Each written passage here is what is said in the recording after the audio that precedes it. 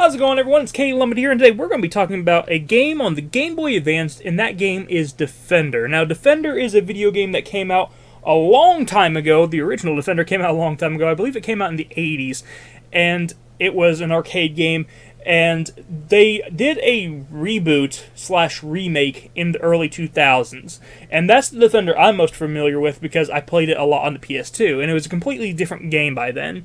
You know, the original Defender was very simple. You know, it was just a side-scrolling game where you would shoot aliens and stuff like that, and the PS2 game was a complete 3D version of Defender, where you would go around, do missions, pick a bunch of different spaceships. You had a bunch of different ships you could, pick to play as, and you could go and save humans from these aliens that would basically pick them up, and they would use humans to mutate themselves into different, types of monsters and stuff like that. It was very much a different game than the original Defender. Now, this game on the Game Boy Advance, even though it is technically the spin-off of the PS2 game, I personally feel like it shares a lot more similarities with the original Defender.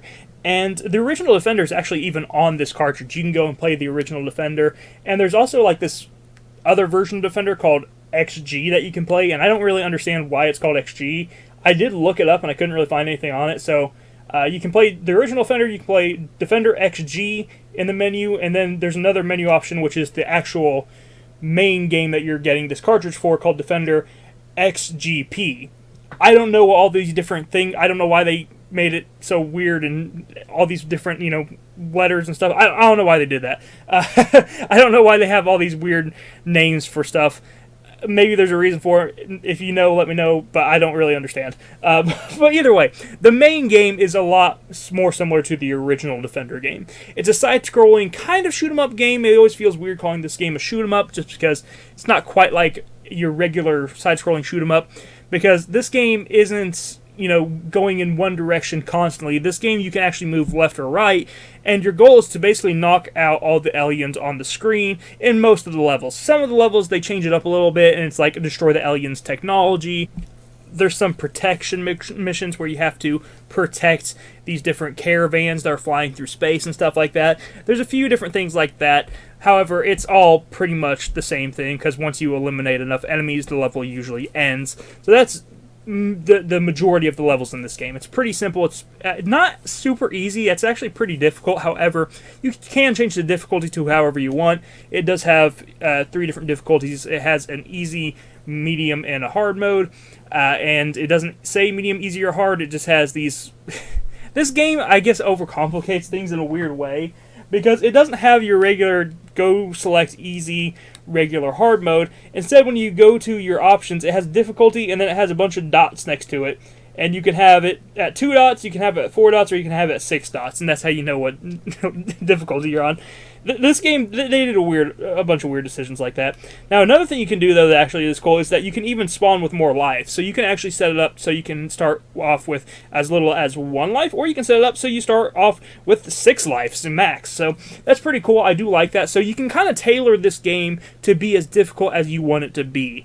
And I think that's a good idea. I do like that idea. And it ends up working pretty darn well, because this game is very difficult if you're playing on normal settings. On easy mode, it's a lot, I think, more tolerable, especially if you're someone like me who's not very good at video games. I do like the game quite a bit. It's not perfect by any means. It's definitely a little bit clunky, especially whenever you're trying to turn your spaceship around, or you're trying to dodge some of the enemy attacks and stuff like that. Sometimes it can feel a little bit clunky. However, this game is not a very expensive game. I picked it up for $5, and I see it online usually for less than 10. So it's not a very expensive game, and for what it is, it's actually not bad. It doesn't look terrible. Obviously, it doesn't look as good as the Defender that you see on PS2 or something like that, But the pixelated graphics don't look too bad. You get to pick through, one of a bunch of different spaceships for each level again, which is cool. Just like in the PS2 version, you get to pick your own spaceship. So they did bring that over at least. And just like in the PS2 version, the aliens actually will attack humans and pick up the humans and use them to mutate. So there is still some inspiration from the PS2 version as well, even though the gameplay is way more similar to the original Defender game. So I think they did an interesting job, and a good job really, of combining the original Defender with this reboot that they were trying to make. So I like the way that this game plays. There's nothing quite like it that I've played on the Game Boy Advance. You know, there's other shoot-'em-ups and stuff like that, but nothing quite like this. It is definitely a unique experience. Really, my only complaint about the game is that clunky menu system. The menu system is just so odd. I don't know why they did that, but I don't really think that's a big deal because you can easily learn it. It's not like a hard thing to learn or anything. It's just weird how they have it set up. So, but once you get that all figured out, the gameplay is actually pretty fun. The missions are pretty fun. The worlds, the environments that you go to are really cool. You know, you have a bunch of different planets to explore. You can go to Earth. You know, you can go to Mars at one point. And each planet has like 3 different missions you can do on it. So, I like a lot of this game. I think a lot of this game is really fun.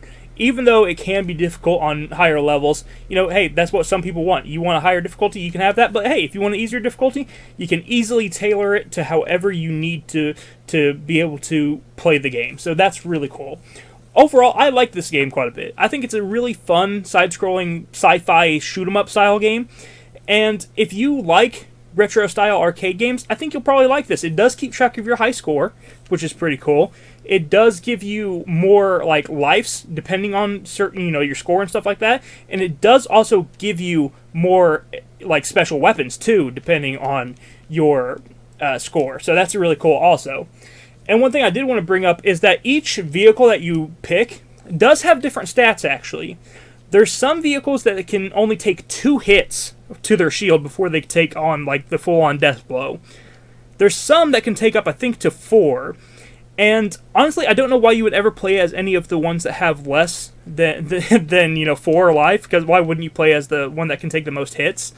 I mean, they look cooler. To be fair, the ones that can take less hits look a lot cooler than the tanky one. But still, I feel like they should have made it a little bit more balanced with the lives because you know a lot of you get hit a lot in this game. It's hard to avoid a lot of the hits. So picking a vehicle that only has 2 hits before it can actually blow up, that's a really risky move, and it's not something I would recommend. If you just want to make the game harder for yourself, I guess you could pick those. But to me, it's almost like, well, you put these other options in the game, you put these other vehicles in the game that I can play with, but at the same time, why would I ever want to use one of these other vehicles because they are horrible? You know, so I basically only used the one vehicle throughout the entire game, you know.